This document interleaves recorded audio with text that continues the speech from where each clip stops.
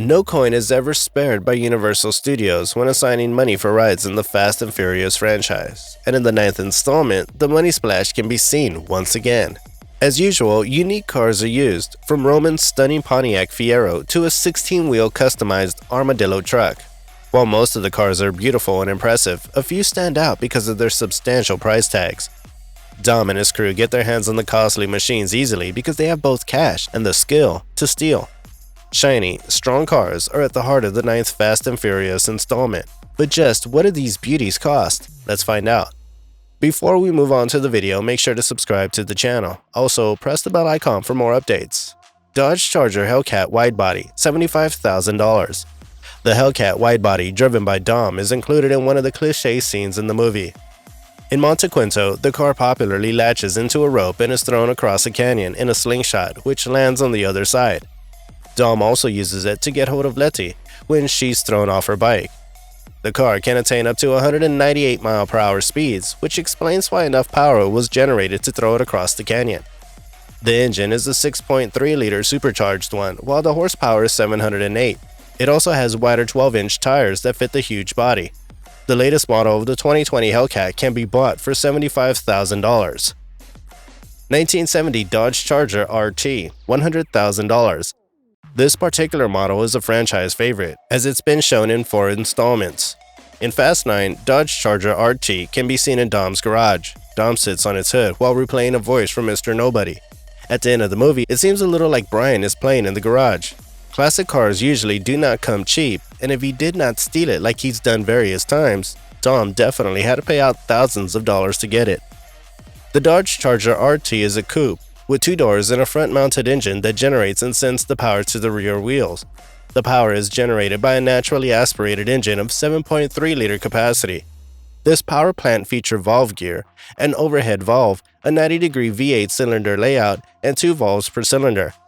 There are 2 RT engine options for the RT, popularly Chrysler's 436-pack engine and the 428 Hemi. It's so awesome that little Brian has a miniature replica of it. 2018 Acura NSX, $157,000. This stunning supercar is handed over by Sean Boswell, Twinkie, and Earl to Roman as the trio help Dom and his crew put together for the fight against Jacob. Tej and Roman then drive the car to Edinburgh. Talking about the Acura NSX, it has a powerful hybrid powertrain, extremely precise handling, immense high-speed stability, and great cornering abilities combined with a comfortable and spacious interior. The NSX contends both petrolheads and environmentally conscious drivers from the time it has a hybrid electric powertrain engine that includes both a 3.6-liter twin-turbocharged V6 section and an electric motor section. The total horsepower is a stunning 574, thus the price tag of $157,000 does not come as quite a surprise. Noble M600, $250,000. Owen Shaw's mother, Magdalene, and Deckard have always been quite skillful thieves. In the movie, she robs both a necklace from New Bond Street and an M600 to dodge the police. Since the car producer Noble Automotive does not make its own engines, the M600 makes use of a twin-turbocharged V8 engine made by Volvo. There's a good cause why it's not cheap. It is hand-built and has a Volvo-supplied 4.5-liter dual-turbo V8 engine that powers the Noble M600. Depending on the ECU setting, Noble generates the power to produce 450, 550, or 650 horsepower, and the automobile can reach a top speed of 230 miles per hour while accelerating from rest to 60 mph in an astounding 3 seconds. This explains why Magdalene dodged dozens of police cars in less than a minute. 2020 Toyota Supra, $50,000. Han drives the Supra as Mia begins Project Ares. There are plenty of corny kinds of stuff the franchise gets away with, and some of those take place with Dom and the Supra. He uses it to flip over Otto's 16-wheel truck, something a salon car should not manage. The rear-wheel drive Supra has been reported as one of Toyota's finest models. It has a 3.2-liter turbocharged engine and hits top speeds of 156 miles per hour, making it truly fast and furious. The sleek supercar is much cheaper and more affordable than others of its kind that are likely to catch the same attention. Despite its performance potential, the GR Supra suspension is forgiving enough to drive daily. Its steering is accurate, nicely weighted, and direct, which enhances its fun-to-drive personality.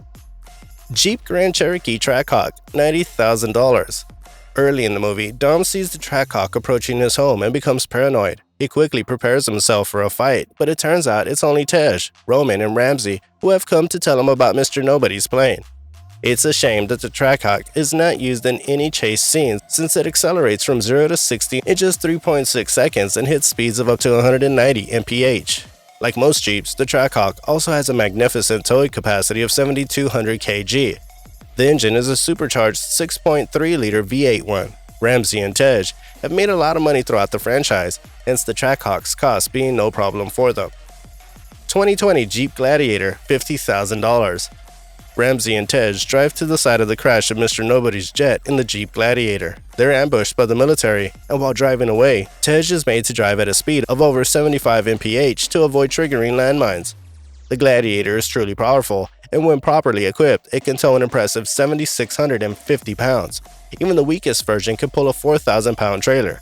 It could have been easy to pull off Otto's 16-wheeler if it had been used in that particular scene. It's powered by a 3.8-liter V6 engine that has 286 horsepower. It can also move from 0 to 60 in just 7.3 seconds, which is impressive for a truck.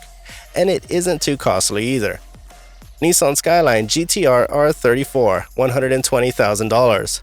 At the trademark family gathering at the end of the movie, Dom tells little Brian to wait before saying grace because someone is nearing to join them. One of the biggest disclosures in the movie thus happens. A Nissan Skyline advances on the driveway, hinting that former franchise hero Brian O'Connor is back. The brilliance of the Skyline is hugely acknowledged. Top Gear labeled it as one of the best cars ever made and the best Japanese supercar. The car consists of a low-slip rear differential, which gives it assistance to move quicker on corners. It also has a multi-function display on the dashboard that displays all engine statistics that also include oil temperature. All those specific features come with a price. Jaguar XC Project 8, $160,000. Otto's wide range of valuables places him among the wealthiest Fast and Furious villains. He drives a Jaguar Project 9 after obtaining the second half of Project Ares. Ramsey pushes the car off the road and ruins the villain's plan to help Jacob Toretto in escaping. A boiling Otto then drives off. Project 9 has been reported as the fastest and most powerful road-legal Jaguar saloon of all time, hence it's right at home in the movie like this. It has a maximum speed of 210 mph, so it's surprising that Otto did not manage to make a swift escape with it. All that's probably down to him being an average driver. Fans of the top-performing car will need a lot of dollars to acquire it. Dodge Charger Hellacious, $1 million.